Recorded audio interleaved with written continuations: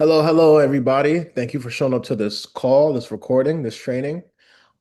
This training is going to be set to be done in place of after watching the banter video one and before banter video two.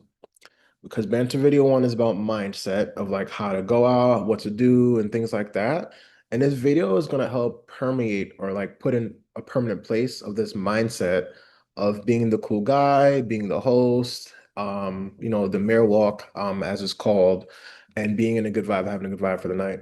So this is going to remove the last actual blockage of fear of talking to people and approaching because it's going to cover the terrible, dreaded what if scenario, and it's going to carry you through into always being social. Because if you could be social with the worst, most antagonizing person there is, everybody else is a walk in the park.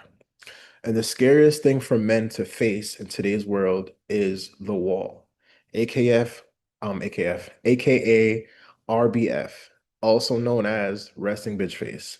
Guys are terrible of women who give no reaction or who are just mean off the jump for Lord knows what reason.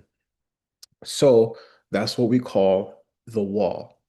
When women are stonewalling you, or when you have a fear or a thought that somebody doesn't want to be approached or talked to, I created a three-step thing that you're going to do to get rid of the wall, and it's going to be very simple. So I'm going to start by sharing my screen and showing you guys what I have here for you.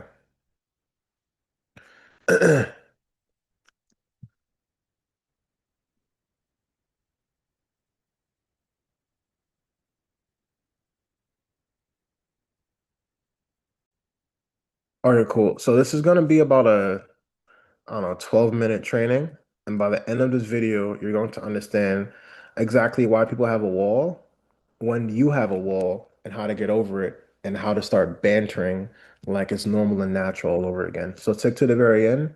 That's the skills or the knowledge you'll know how to do, and it's left up to you to keep on applying. So the wall and what's behind the wall is everybody's true self, right? So this wall that we all have up, it's actually a mask that we all wear when we're out in public because at some point in our life, we realized that there is a bad guy, and whether intentionally or unintentionally, their mission or what ends up happening is they hurt you because of things they say or things they do. So we all have a wall up that causes like kind of a guise around who we naturally are that causes people to not let in. What's on the other side of that is we end up being lonely. So this wall is for our own good because it makes us feel safe, but it's also to our detriment because we can't connect to others. And it's important for you to know this because you watching this video right now, yes, you have your very own wall that we're going to help remove. But the first step is identifying it. So, what's behind this wall is the true self where you can actually get connected to somebody, right? Um, and how do I know if someone has a wall up? Just assume that it is there, and then it's going to start removing themselves. And how do you know what it feels like once you're connecting with somebody? You're gonna feel it within your gut, within your body, within a conversation. They're gonna say things that they normally don't say, or you normally yourself never heard of, or you never would even guessed when you really get to know them. I started learning things about people that I care about or people that are in my life that I never would have guessed before. And there's things I found out about people or even strangers that they've probably haven't told their like closest friends. Because once you get through the wall, there's smaller walls that are smaller and kind of even easier to get behind. So step one is technically identifying the wall. But what I'm gonna let you know what this wall is. This wall is literally just two things. All right. Um, what this wall is made up of, or actually what the actual thing is behind this wall is safety, which is social safety and physical safety. And you've heard these two words before, but stick with me, I'm gonna teach you something different, and comfort. So these are the two emotions you have to feel to let go of that wall. Safe that you're not going to use the information around them, and comfort in the first place to even tell you. So comfort is actually first for them to tell you, and then they have to feel safe that after things like they know, the things are going to stay the same or get even better, right? So keep that in mind. So it's going to be three steps. The first step that you're gonna have to do, like everything else I always say in these trainings, is if you want to convey or give somebody something, you have to have it yourself, right? So I'm gonna give you this scenario, something awkward, right? Or somewhere you don't normally approach somebody. And then even with you, right? I'm gonna make this training about 12 minutes long, so you have time to go over the same thing in your head. But first you have to have these feelings and emotions. So if you try to cold approach a girl, you're like not confident or being yourself, she's not gonna do this. She's gonna not be confident or be herself in the situation because she doesn't know what you're thinking. So the first step is you have to feel safe and comfortable. I wouldn't even say confident. I'd say comfortable with the situation. And the thing you can have in your mind of that, instead of just being a host, is actually ownership. So one of the scenarios you can find yourself in, I live in New York, so I might end up on a train or a bus or like a sidewalk or whatever. And I literally say to myself, right, this is my actual thinking. So this person's over here on the bus. She's like 2 seats away from me, but there's a seat there, right? So like I have to go for it, and it's gonna be awkward. Like, how am I gonna like do this, right? Like, what am I gonna say? How am I gonna come off?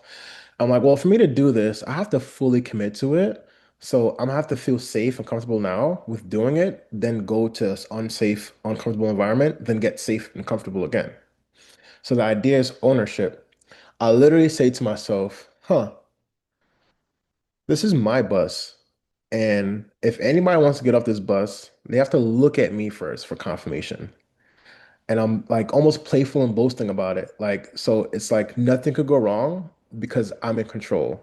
And it's almost made up, but at the same sense, it kind of gives you a feeling of control, and control is completely um optional, right? So that's literally what I said to myself. So if I'm at a party, this is the party that like everybody gets to meet me at, or this is my party. I even like you can like I guess lie to yourself or whatever, but it just helps to being a host setting because whether you realize it or want it to be true or not, it's your job to meet people.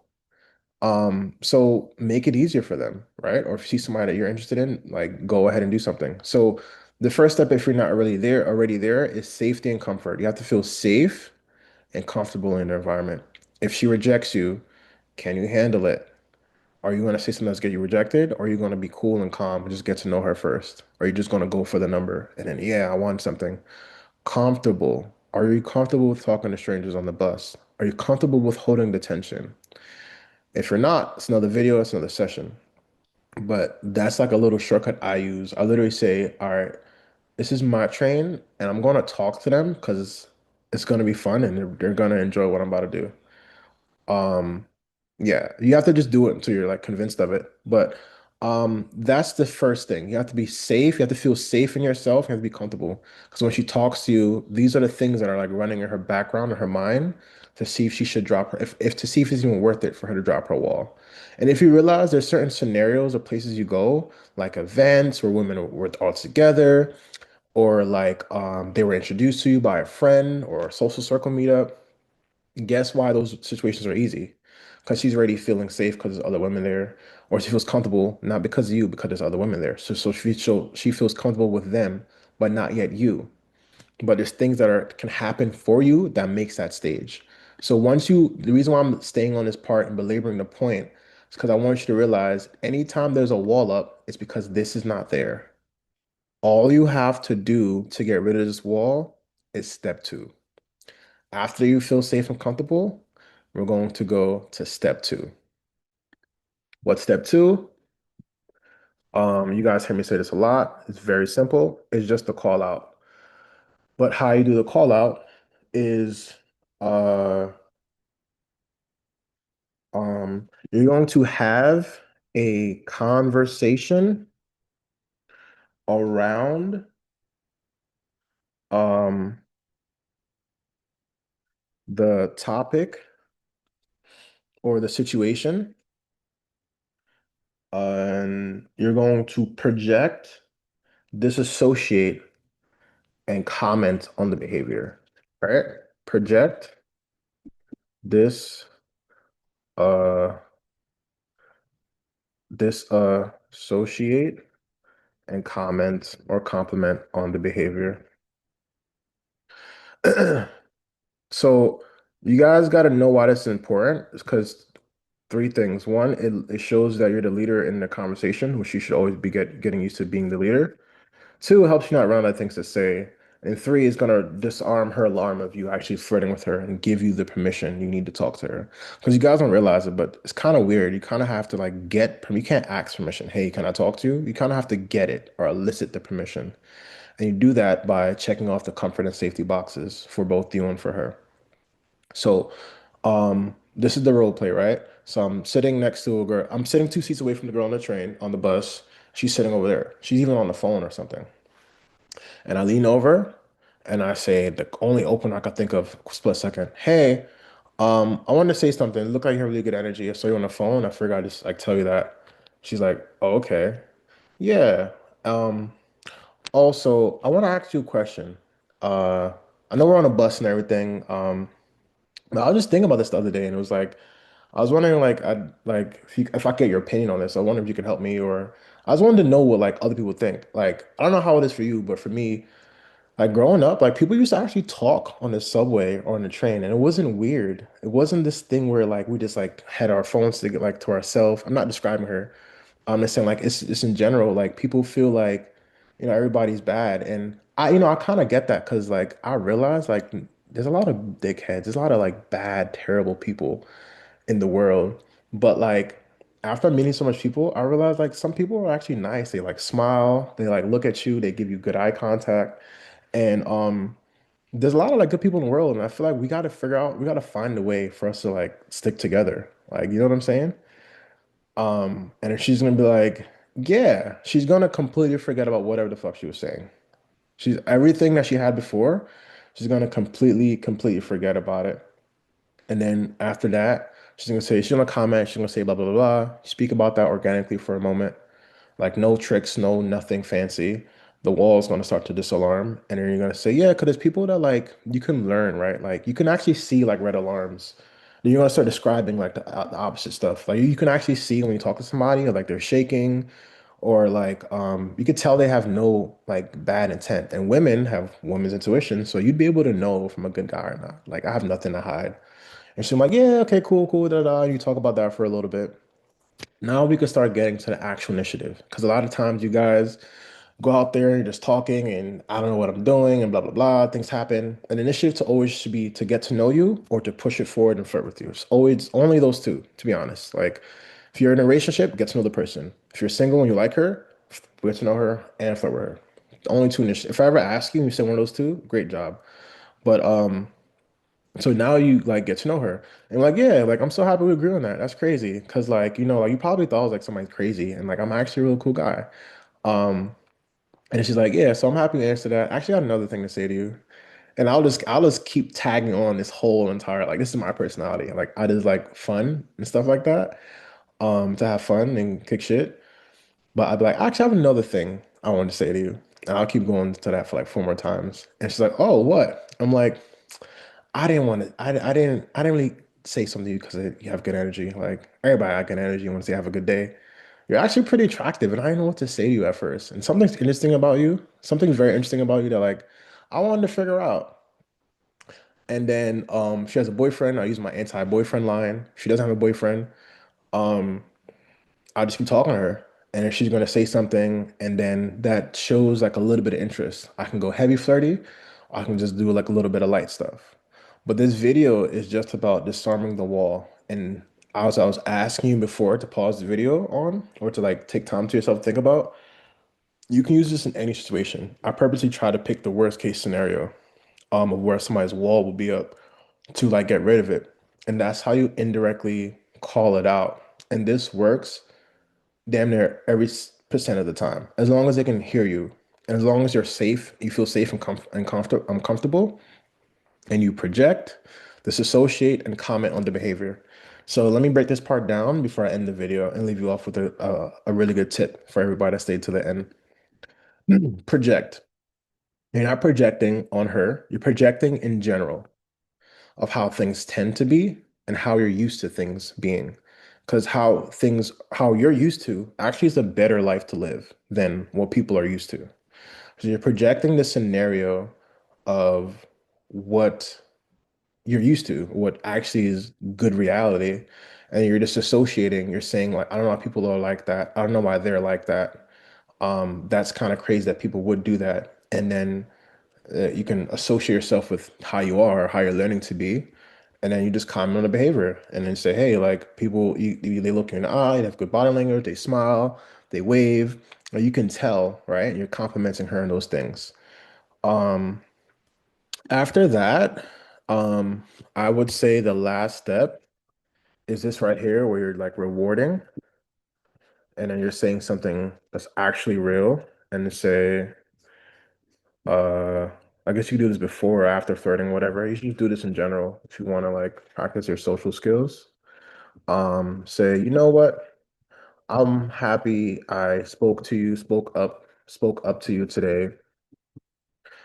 Because I was right, you have good energy. And we and then use this we frame. We should change how this whole thing is on the bus. It's gonna be me and you together figuring out how to get everybody else on board. Are you with me? And initiate touch. Boom. Or however you want to do it. That's a very tactical scenario that all the guys here can understand from a logical perspective of literally what to do without skipping steps of how to get rid of the wall. And if you have any questions or you want like a scenario of how this works for like, I don't know, somebody you're talking to or situation that went wrong, I can help mold that in here for you so that it works out better. Thank you for watching to the end and stay tuned for the next one. Oh, the anti-boyfriend line. Um, my anti-boyfriend line is before I even like, because the boyfriend line is a smokescreen and it's actually like a true thing. So you don't want to like, it doesn't matter if she actually has a boyfriend or not. It matters if it's true. Because you can't change her having a boyfriend or not. You just don't want to make sure, you just want to make sure she's like not lying about it. So there's two stages. Is figure out the truth, and then it's what can I do from there? Right? If she has a boyfriend and they're breaking up, oh, maybe, hey, listen.